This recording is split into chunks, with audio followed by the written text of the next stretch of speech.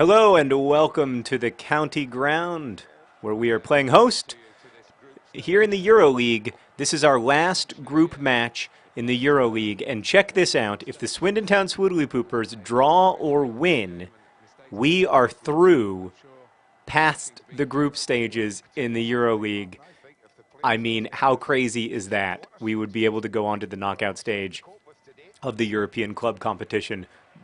I will remind you that we are the Swindon Town Swoodly-Poopers, formerly of League 2. Oh gosh, no pressure. Okay, we need to get a draw here, or a victory.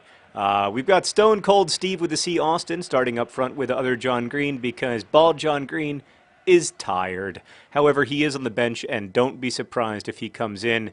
I'm pretty nervous about this game. I haven't felt this nervous since, well, maybe the FA Cup final, actually. So today I'm going to talk about, I'm going to answer the question that's been on everyone's mind the last few weeks, which is, am I willing to become the manager of the English national soccer team? For those of you who don't know, the manager of the English football team, Fabio Capello, he has quit, and now there is much question. Who will be the next man? Hey, Gabuga! Boosh, gaboosh. By the time this is uploaded, there may be a new manager in England. If so, the question still is still relevant because you know, he'll only have the job for like 6 months or something. If you know anything about English football, so am I willing to become the manager of the English national team, even though I love my job as the manager of the Swindon Town Swoodly-Poopers? And if so, what changes would I make? Oh, come on, that's not offside. Number one, I am willing. If called upon by the Football Association, I am willing to become the next manager of England. I don't mean the, like on FIFA or something. I mean the actual manager of the actual club. I'm willing to do it. What are my qualifications? Well, I'm a novelist. They've never had a novelist before, which seems like, you know, they do need a change. That would be an example of a change. Not sure if it would be a positive one or not, but it would be a change. Secondly, I know almost nothing about football, which I think would help me in the job. Lastly, I'm not very good at managing complex personalities, so that would work out well. What would I change about the club? Well, if you sleep with one of your teammates' girlfriends, you don't get to be captain. Also, if you make racist statements against other players, you don't get to be captain. In fact, you don't get to be captain unless your name is Steven Gerrard. Then you do get to be captain. So that's number one. Okay, we got a corner. Still 0-0 here in the 22nd minute. We got one size fits all. I see him. He's so big and beautiful. Oh, he almost scored. Oh, I wanted to sing the song, but one size fits all couldn't put it in the back of the net for us. So there's my number one thing. Number two, I would work hard to develop genetic engineering to make it possible for us to have 11 Steven Gerrards on our team. That's right, 11. One to start in each position, including goal, especially goal. Oh, the boys cannot pull it in, and one size fits all, not with his best defensive work there. Oh, look at him. Look at him. He's a monster in the back. Context is everything. So yes, I would work hard to develop human cloning technology so that we could have 11 Steven Gerrards, which I think would be not where I meant to pass, needless to say, which I think would be huge for the success of our club. A Steven Gerrard in goal, a Steven Gerrard in central mid, 2 Steven Gerrards attacking, and of course 4 Steven Gerrards holding the line in the back. Perhaps there might be room for a Carragher, but only one, and it would be like 22-year-old Jamie Carragher, not 39-year-old Jamie Carragher. That was a little bit of a late tackle, but we're all friends here, right? So that's one thing that I would change. Another thing that I would change is I would stop having people have the expectation, having the expectation that England is going to win every competition simply because they invented the game of football. Here is the truth, friends in England. Your players.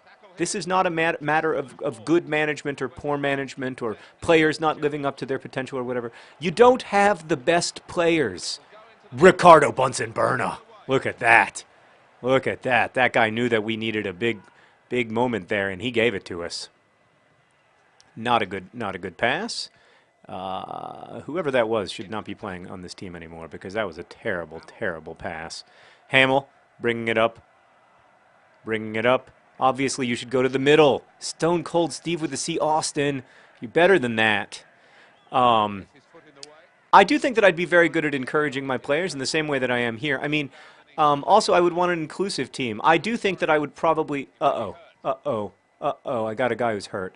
I would probably start both Bald John Green and other John Green up front. Sure, they're fictions, but, you know, some would argue that Emil Heskey is a fiction. Can we go back and find out what's wrong with my boy? Is he okay? Is he? Obviously, he's not hurt. It's halftime. It's still 0-0. But I will remind you that we need to tie or win this game in order to move past the group stages of the EuroLeague, which I will remind you would be a huge financial boon for our club. Teams like Swindon Town playing in places like the county ground do not often get this kind of opportunity. Other changes that I would make. Yes, so the reason that you don't win Euro competitions or World Cups in general, England, is not because you're not nice. It's not because you don't have good management or because your players don't try hard. It's because you don't have the best players. I wish that you did. I think it would be fun to see England win more stuff, but your players aren't that good, and that's a problem that, you know, it's not fixable. That's why, by the way, you don't see Manchester United starting nothing but Englishmen. It's not like they couldn't afford to buy all the English people. Get off of that ball.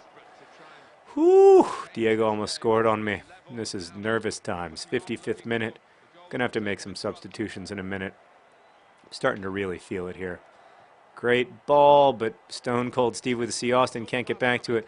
Let's face the truth. Stone Cold Steve with the C. Austin. No ball, John Green. No, bad pass. I apologize to my friends and family for that. Trying to make it through. No, it's not going to happen. Another change that I would make to the English national team, I would start young Mr. Shelvey. I think he's so handsome. He's bald, good looking. I don't know. I would make a lot of my player management decisions based on how the players look instead of just their performance on the field.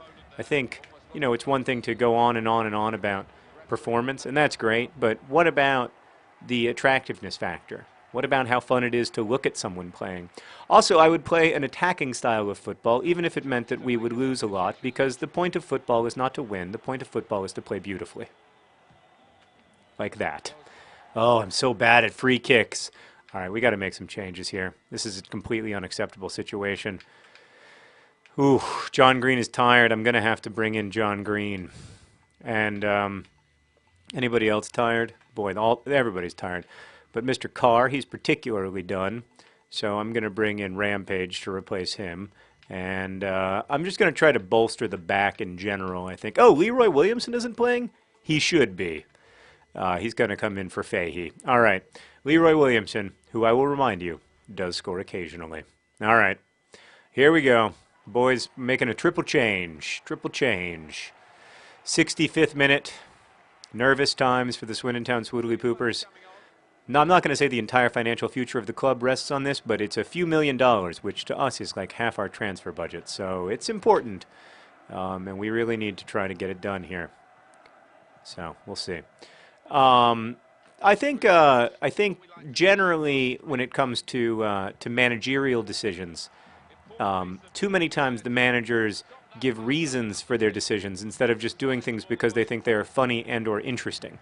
No one ever answers the question, you know, why did you make 3 substitutions in the second half when you could have drawn out the substitutions over the course of the entire half and then, you know, taken some time off the clock by saying, well, I thought it would be funnier to bring in all 3 guys at once, like kind of like a clown car thing. No one ever says that, but I would if I were the manager of England.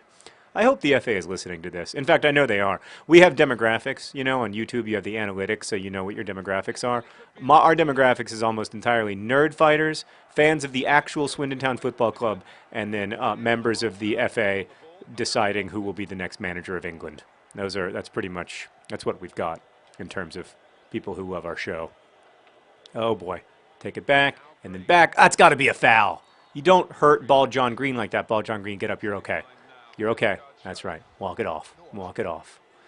All right. Big moment here for the Swindon Town Swoodly Poopers. 77th minute, still scoreless. I'm just going to try to get this ball on goal because that's the one thing that I never do. Oh, yeah. I got it on goal. It was an easy save, but, you know, it's still a sort of achievement. One size fits all with a huge header. Look at that, winning the ball. And then Ball John Green gets it, and then passes it to Stone Cold Steve with the Austin, finding some space, but no, it's not meant to be today. It doesn't seem like the Swoodly Poopers are going to score, but we don't need to score just as long as they don't score. Oh boy, Leroy Williamson. That might be a foul. Yeah. Dangerous free kick. Ricardo Bunsen-Byrne, I'm going to need you to focus right now. All right, 84th minute. Whew. Okay, we're going to be fine. We just need to focus, get the ball. Did they just bring on Jason Bourne? That's worrisome. Good job, Wall. Ball John Green, he's a master. Gets it out to Leroy Williamson. Leroy Williamson running wide. Leroy Williamson. You can't stop him. You can only hope to contain him. Leroy Williamson. Oh, look at that dribbling. Leroy Williamson. Leroy Williamson. Still on the ball. Oh, Leroy Williamson. He scores occasionally, but not there. But you got to say, he just probably literally bought his team the victory with that heroic run.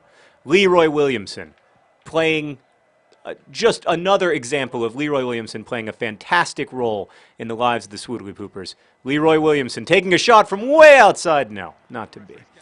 But was it enough to end? Oh, look at this. I'm just going to try to get it on goal. Nope. Leroy Williamson, get back on defense. Get back. Oh, he's so tough. He's strong. Come on. Ball John Green, get back. Everybody back. Everybody back. We cannot give up a goal. Oh, no. Oh, great job. Great job. Was that Ginger Rampage? And that's it. We're moving on. We are moving on in the Euro Cup. Unbelievable performance by the Swindon Town Swoodly Poopers. I don't know why you guys are congratulating yourselves. You're out of the cup. Yes. Great job by the Swoodly Poopers. Thanks to everyone for watching. We will continue our adventures in Europe soon. Best wishes.